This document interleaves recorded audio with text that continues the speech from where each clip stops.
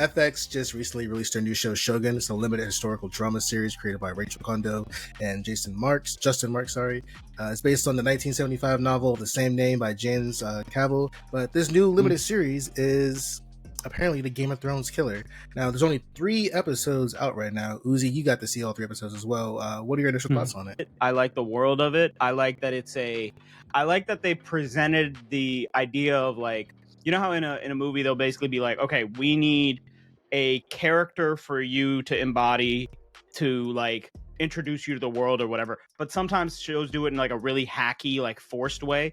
I like with this, it's like, oh, you're seeing it through the eyes of like the English Protestant, the captain who's there. So it kind of makes sense. It works really well in the introduction of the world of like, he doesn't know the language, he doesn't know the area, and he's learning the systems and the cultures and the blah, blah, blah. I like the way that they went about doing that, because I think sometimes shows can really screw that up from the beginning where they don't introduce that well. And so then their way to make up for it is, oh, we're just going to give like paragraphs of exposition to explain stuff because we didn't do a good job of the initial, like, you know, using a better plot device to kind of to walk the audience through it. So I thought they did that really well. And yeah, I definitely did initially get the feeling of like, oh, this is trying to be like, you know, there's the 5 regents and there's the fighting for power. It's literally, yeah, Game of Thrones. Like, I totally understand why people are doing that. It's like, oh, the Iron Throne, and this is gonna be the Shogun who's gonna sit at the head of the families or whatever. So I understood where that was all coming from. Yeah, this was right up my alley. Love anime, love Japanese culture. This show, just like as a cinematography standpoint, beautiful. Oh God, so beautiful. I watch it and I was like, all of this looks real. Like all these sets look completely real. I don't question anything about the sets. And shout out to the phenomenal ass acting, bro. Like, I know FX with the bear has been really good. So like them with their scripts and writing has been fucking fantastic. And this is just they're giving HBO a run for the money with this show. It's a 10 episode limited series. I like and hate limited series because they're so good. But it's like, damn, I wish there was some more I could watch. I wish there was more of this, but I understand like you gotta end where like you're on top still. But to call this the Game of Thrones killer, it's like bold statement. That's 8 seasons worth of content versus this one season. And it's like maybe though, because again the pacing for the show absolutely phenomenal. So much was done in the first 2 episodes, and now we're on this 3rd episode where it's like, all right, cool. Some spoilers ahead, by the way. They're already leaving Osaka and they're going back and like, all right, we're gonna see this war happen in the span of maybe the next 3 to 4 episodes. No, it's definitely interesting.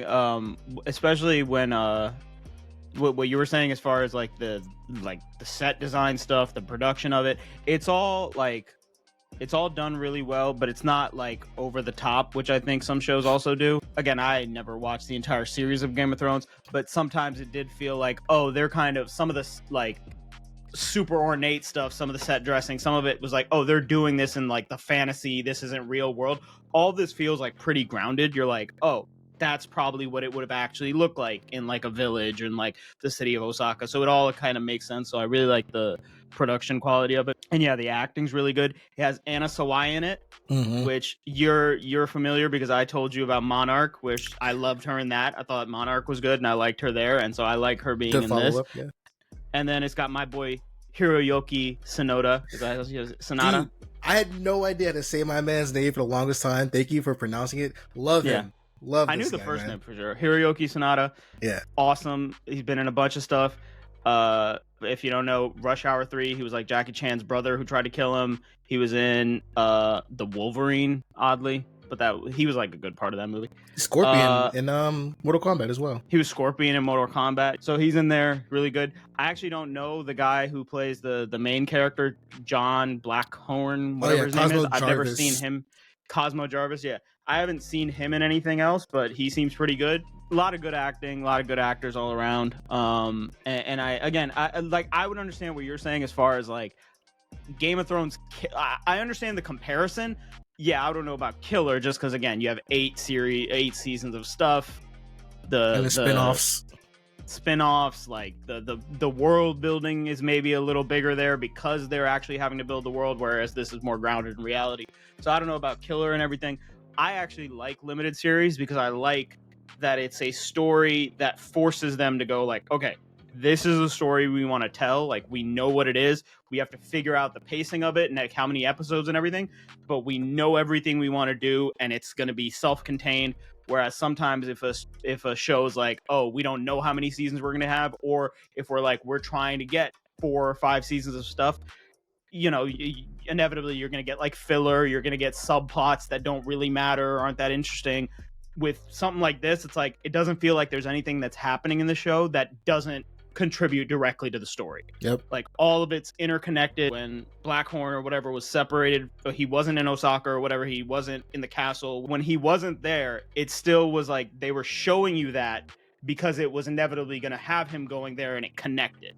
So it all interlinks, and it all like makes sense. So I like that. That's something that happens in limited series and stuff, is they don't have any wasted like, oh, we just want to find out what this character was doing today. It's like, I don't give a shit. If they're not contributing to the main story, I don't care what that character's doing.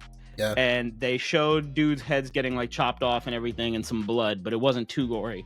I'm wondering, as far as like with people comparing it to Game of Thrones and everything, are they gonna go like full on like Battle of the Bastards, like bloody, like real? How far can FX go with like their violence and nudity and stuff? Because it's technically, I think they're cable. So the very first episode, someone gets their head chopped off like fast like, as fuck, quick. And I don't need something to be overly gory to be good. No, that's so true. far the fights I've seen have happened, I've been interested in it. So I'm like, I don't need a whole Battle of the Bastards to be good. Just give me a whole, just give me good content. Shout out to the limited series, man. We definitely need more of these. Again, love them and hate them because they always leave me wanting more. And not because like the story isn't finished, because it was just so good that I was like, damn, I wish I could have got another season out of this. But shout out to Shogun, man. Keep doing what you're doing.